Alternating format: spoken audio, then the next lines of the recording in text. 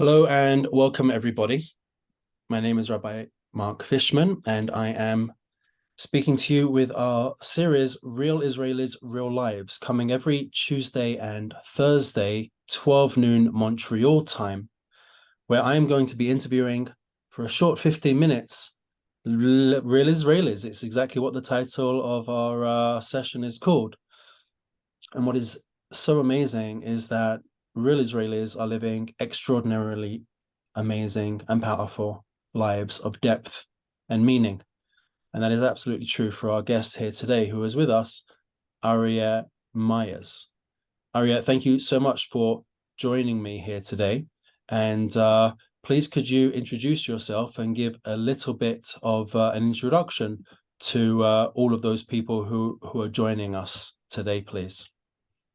So first of all, thank you for having me. My name is Aryeh. I live in Modi'in in central Israel. I'm a paramedic with Magen David Adom.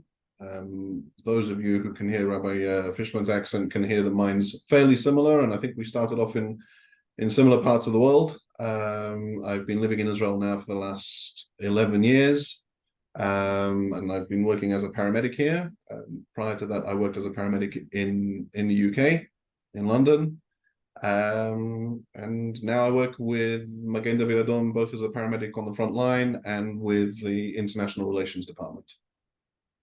Wonderful, amazing. So this is a full-time career for you, and as well as a desk job, you're also in the ambulance as well. Absolutely. Can't really do one without the other. I've done sort of over 20 years on the front line. Mm-hmm. A desk job is just to take a break a little bit from those stresses, and to be able to do something different for Magen David Adom, and to reach out for the state of Israel, to kind of represent us outside of Israel. Good for you. That's incredible. Could you share with our viewers the first day's events? Where were you? What was happening? What were you aware of? And what did that look like from your perspective? So I was immediately aware at 6:30 in the morning when the first rockets started being fired into Israel. My phone started sending me alerts. Despite the fact that I'm Shomer Shabbat, I have my phone with me 24 hours a day, 7 days a week. I'm always responding to calls, even when I'm off duty. The MADA system, MADA is what we call Magen David Adom for short in Israel. The MADA system automatically locates its nearest first responders to every call. So I'm sometimes getting calls Mm-hmm. all hours of the day and night, and my phone started buzzing at 6:30 in the morning. And we realized very, very quickly that this was no sort of regular couple of rockets and then it all goes quiet again. Have to take into account that in Israel it was already Simchat Torah. Right. Whereas in Chutz La'aretz it was Shmini Atzeret, but in Israel Shmini Atzeret and Simchat Torah is one day. Means that the Friday night we were all in shul, we were all dancing, we were all celebrating. It was, and we were expecting to do more of the same on that Shabbat as well. Mm-hmm. And that very, very quickly changed. So from 6:30 in the morning, we already realized that something was unusual. And then the calls started coming in from the south, and we started getting calls from the public, and we started getting calls from our team members as well. So from our crews.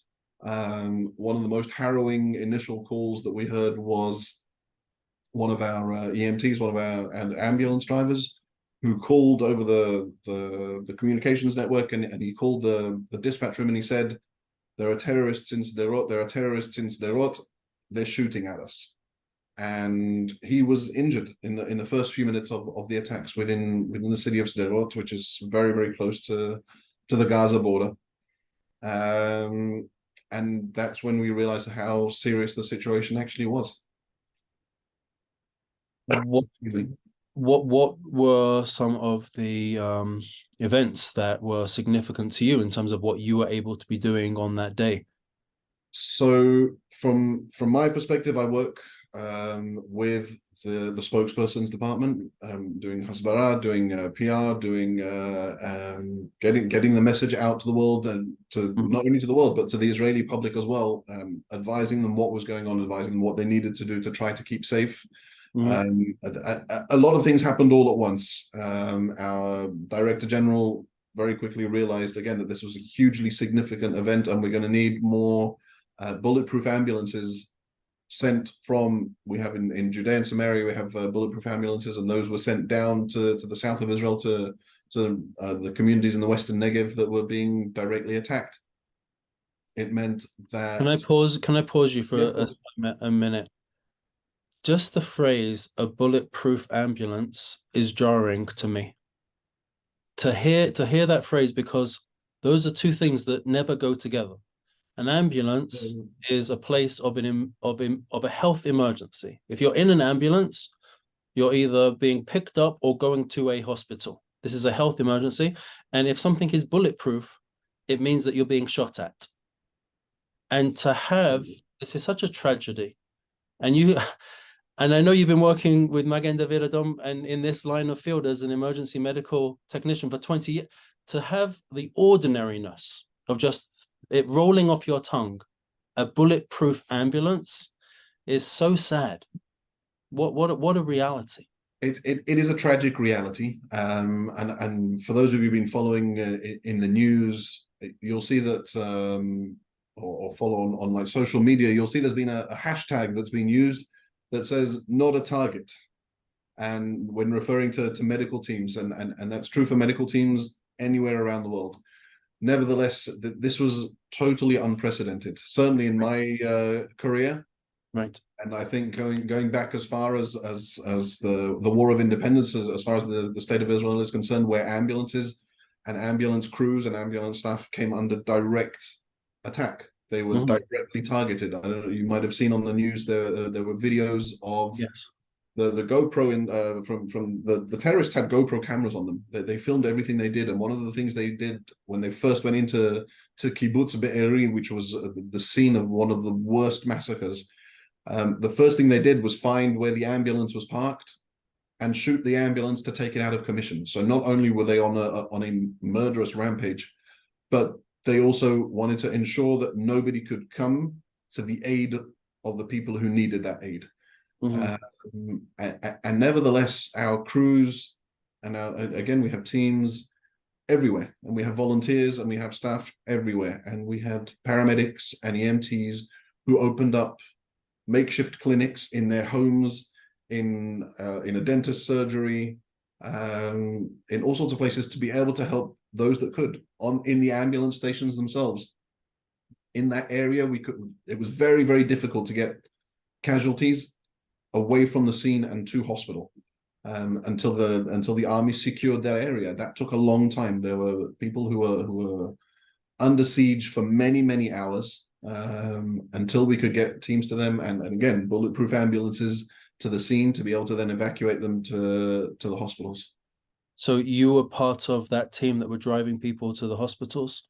So I went to Ashkelon a little bit later on, towards the end of Shabbat, and I was on shift for about 8 or 9 hours in the area.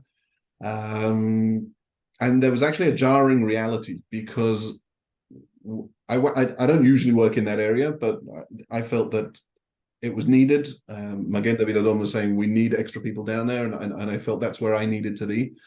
And the first call we got when I started my shift was actually nothing to do with rocket fire. It was nothing to do with anything else. It was a child who was having a seizure. And that's our regular kind of day-to-day. That's our bread and butter. That's what we're used to. And it was a very jarring reality, because we went down to the south specifically to go and help with the war. And whilst this war is happening, there's kind of routine emergencies, which is also an oxymoron in my mind. Right. You've got these routine emergencies, and that was our first call. Our second call was that child okay? The child was fine. The child was fine, and we were able to actually get them to hospital and without too many issues. But we were then sent on another call to a building that had been taken a direct hit from a rocket. and we were told that there was a family there. And when we got there, we found it was two parents and two young kids. I think there were 4 and 2, the kids. I don't remember exactly, but there or thereabouts. But on the way to that call, we had to seek shelter twice because we came under rocket attack. And when we arrived at the scene, we met this family, and thankfully they were actually, when the rocket hit the building, they were in the safe room in their flat, in their apartment. And nevertheless, they sustained some injuries, some shrapnel injuries and smoke inhalation. And then we had to think about, what do? We normally will take a single patient, a single casualty on our ambulance. Sometimes we'll take 2, but no more than that. And this is a family of 4 people. And I can't take some and wait for another ambulance to back me up. It's just not going to happen. There are too many calls. So we had to start thinking about, okay, we're going to have to take all 4 of these patients. But what do I do on the way to hospital if there's another red alert? How do I get them off the ambulance quickly enough? And in Ashkelon, where this call was, there's 30 seconds from the start of the red alert, maximum 30 seconds to get to shelter. And these are the kind of thoughts that we had to think about. What do we do? Do we rush? And then on the way, what we kept doing was just looking out to see where the nearest shelter was, so that if we had to seek shelter, we would know where the nearest one was. Wow. And this is a reality that's still ongoing now. There are still red alert sirens all across the country. Just as on my way to this call just now, I'd left the office where I was, and 10 minutes after I left the office, the area where the offices actually came under rocket fire. Luckily, the Iron Dome system dealt with the threat. But this is the reality that Israelis are living with at the moment across the whole of Israel, but particularly in the Western Negev, and also in the north of Israel as well. I'm sure you're following the news and you're aware of what's going on up there as well. It's really important what you just said, because for people in Canada, indeed, if you're watching this from wherever you may be, there is a lot of focus, and the Western media's attention now is on the bombing of Gaza and the incursions that the army is having into Gaza. What is not picked up on, and this is so important to stress, is the constancy of rocket fire continuing ad hayom hazeh, until this very day, until these very moments. And it's so important that you mention this. I want everyone to be aware, in the southwest of the country, still near the Gaza Strip and across the northern border, there is a constant barrage of rockets that are being fired into the country. People are going to shelters the entire time throughout the day, and life is disrupted in the maximum capacity. The children are not going to schools in these communities. People are not going to work. People are running to bomb shelters in between, trying to just get through the day. And I appreciate that you said that. If there's one last message or piece of information that you wanted to share with those who are listening, what would that be? So the one thing that Magen David Adom is there for everyone who needs us, irrespective of where you live in Israel. We're with a national EMS organization, with a National Blood Services organization. We've collected over 55,000 units of blood. Obviously, we've used a huge amount of our medical supplies, and we've had several of our ambulances damaged beyond repair. But what we really need people to understand is the significance of what is going on in the state of Israel right now.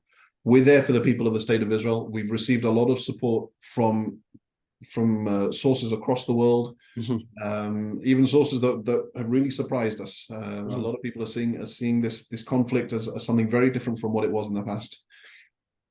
And if we can get the message of what is going on in Israel, what Israelis are going through at the moment, like you said, the constant rocket fire, and the fact that Magen David Adom is always there, even coming under threat themselves. Unfortunately, several of our staff have been injured and even killed throughout this conflict, and we're still there for the people of Israel, and we're grateful for the support that we've received from all around the world as well. Incredible. Aryeh, thank you so much. Thank you for who you are, what you do, and for sharing with all of our watchers who are watching here today. Aryeh Myers, Magen David Adam EMT. We hope that there are quieter days ahead, and please God, we will be able to be victorious in this incredible time. Thank you so much for joining us here today. I Thank wish you very much. all the best. Welcome. Take care.